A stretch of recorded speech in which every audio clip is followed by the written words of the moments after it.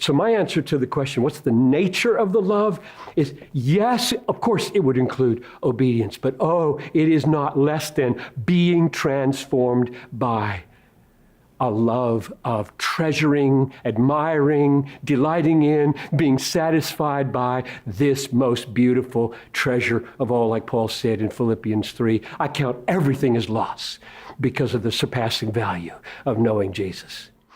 And let's just get one answer from Jesus. How do you get to this place? Remember the story in Luke 7 about the Pharisee who asked Jesus to come to dinner? And so here he is. He didn't wash Jesus' feet. He didn't kiss Jesus.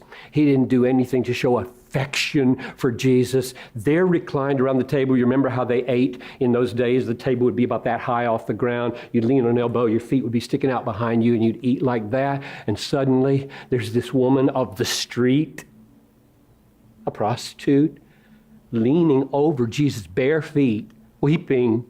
And the tears are falling on his dirty feet, and she's taking her hair and washing Jesus' feet. I mean, this is incredibly provocative. And the Pharisee is bent out of shape and says, if you knew what kind of woman that was, if you were a prophet, you'd know.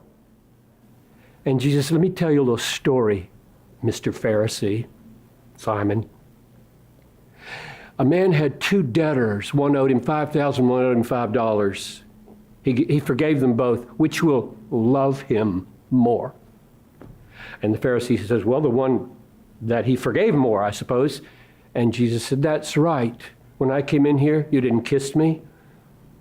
You didn't wash my feet.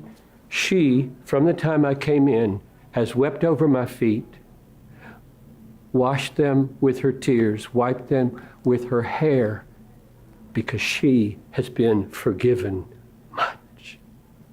So where does it come from? What's your answer to that question? Where does it come from?